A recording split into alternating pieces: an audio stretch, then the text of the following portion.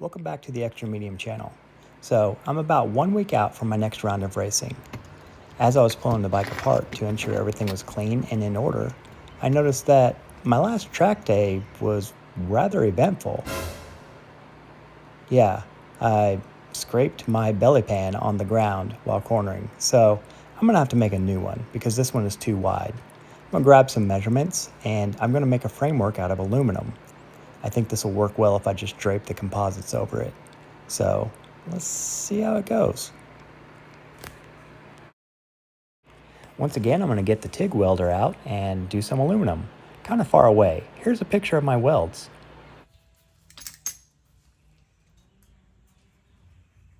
Alright, so there's the framework.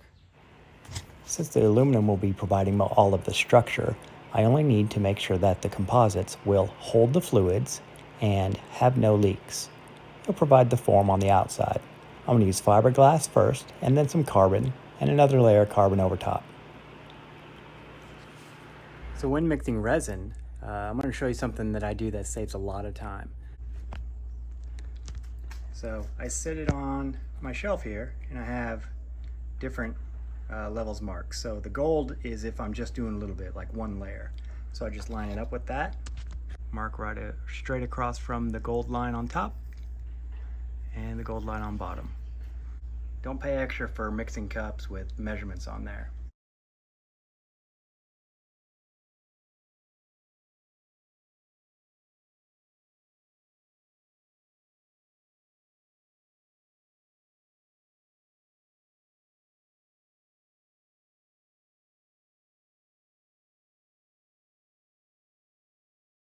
Because I don't want air voids in between the layers or resin voids or voids filled with resin. Either one would be bad. Air would make it weak and resin filled voids would make it heavy. So I want neither of those.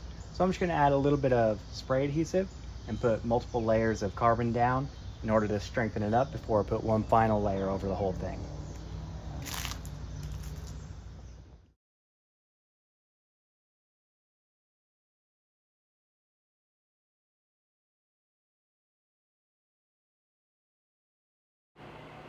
Now with multiple layers of carbon providing strength in certain areas, I can put one final layer of carbon over the top of the entirety of the outside. On the back, this wall will be very important, obviously, to keep the fluids in, so it is sealed along with all of the other aluminum mating points with some high temperature silicone on the inside and outside. After this, I added one full layer of fiberglass across the entirety of the inside as well. So the next morning, it's nice and stiff. Since everything's dry and cured, I can go ahead and drill my holes for the mounting points. I have all these marked out based on where they were on the bike when there was just a framework.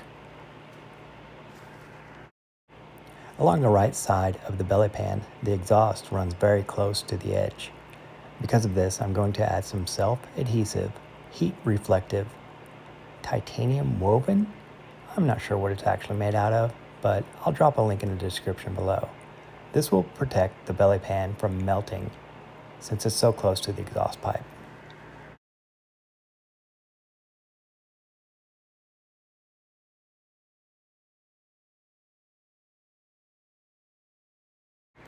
And since it's a race bike and it needs more carbon fiber, I think I'm going to also do the upper fairings.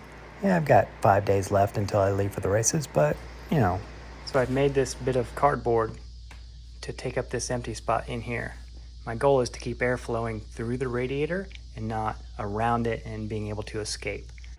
The best way to do this would be to make a mold of the outside of the fairing and then put the carbon fiber on the inside of the mold and then release that and have a beautiful finish. I don't have enough time for that, so I'm just going to smooth down the inside of the actual fairing, and I'll use this as a mold. After everything's smooth and grinded down, I put some tape in certain areas, and then wax, and as you can see here, some PVA finally as well. So this will allow the carbon to release from the fairing when I'm finished. Now that the PVA has dried, I've set it up and, well, I put a couple more layers of PVA on there, but I've set it up so that it's secure and won't fall over when I start applying the carbon. I'm gonna do my best to lay down one full solid piece of carbon as far as I can get it. I always remind myself, and so I'll share it with you as well. The inside, the first layer that you lay down on the inside of a mold will be what you see on the outside. So try to make this one as pretty as you can. Try not to get any snags in the fabric, and try to make all the lines of the weave go in the correct direction. With 2 layers at least in all areas and 3 layers in all the high stress areas, it's gonna be okay for me to pull this out today.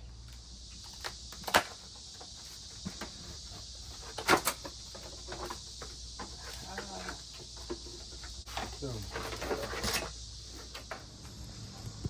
After a little bit of rinsing, I'm gonna sand down some of these extra rough spots and just make sure I don't have any areas that I need to retouch on the outside.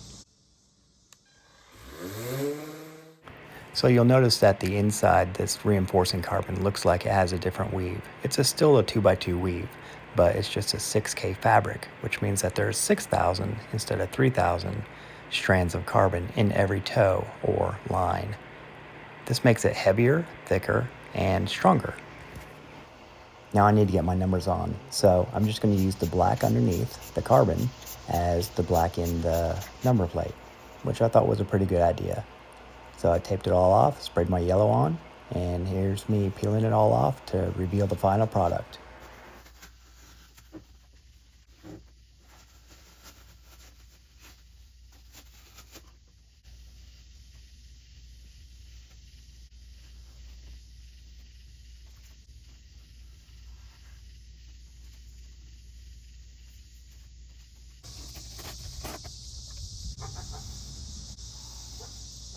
If you've ever wondered why my number is 111, that's because it's 3 digits and I'm an amateur. But ones are pretty easy to make with tape, so that's the whole reason. So after that, I just load the bike up. It's ready to go. I'm ready to race. Full carbon fairing, full carbon pretty much everything. So I'm happy with the outcome. It's not the best quality, but then again, I don't have the best skills, but I get better every time. Thanks for watching Extra Medium, and I'll see you in the next video. Please subscribe.